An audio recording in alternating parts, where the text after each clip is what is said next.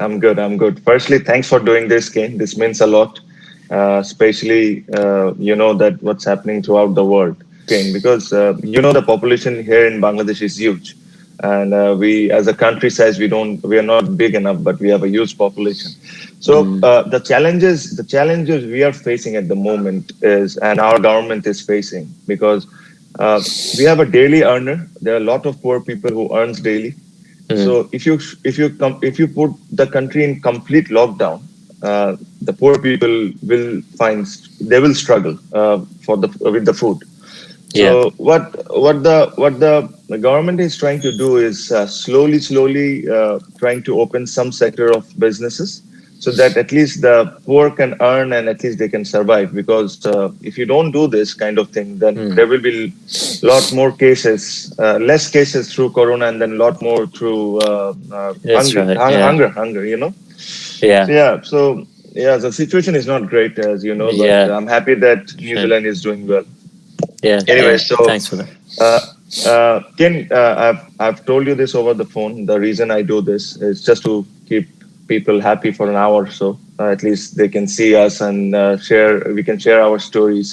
And this is the reason I've started doing this live session. I've done it with a lot of international cricketers. I've done it with Virat, Rohit, and Puff, and then it's obviously you and my Bangladeshi teammates. So I'll start. I have a few questions for you.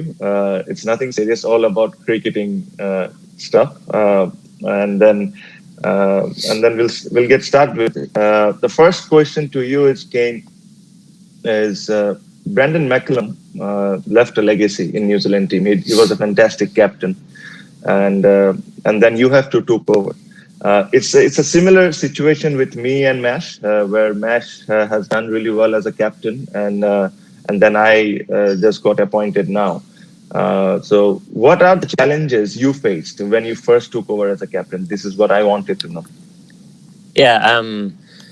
I think you mentioned that Mish and Brendan both led superbly well for such a long period of time, and from my perspective, it was a great opportunity to learn a lot from Brendan, and a lot of that I think is naturally by being sort of in the presence and seeing how the team operates. And then I think that the challenges when Brendan left, you were obviously you're now playing without him as a player and as a leader, and so it's sort of twofold. I'm sure Mish is still playing, so that's helpful. And one of the challenges, I guess, was we were continuing as a group, and we wanted to continue to grow, and as we all know, people get older, and you're trying to adapt with the people and the personnel that you have, and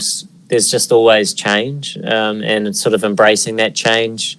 You need to be, I believe, authentic with your approach to leadership, and certainly tried and continue to try to do that to the best of my ability. But also, as you have and we have in our team, with so many other leaders that can offer so much. So, making sure that those guys are offering and feel welcome and comfortable enough to help the group with any forms of leadership that they have is all of benefit. And I suppose surrounding that is just wanting to know and see the team move in a direction that you think's important. And as we know in our game, there's a lot you can't control, and there's wins and there's losses and everything in between. But you still know, I think, when the results, when they come and they go, whether you still have a gradual trend, and it's not just judged on the win or the loss. There's a lot more that goes into it, as you know, you've played the game for a long period of time. So, those were a lot of things that I know Brendan was big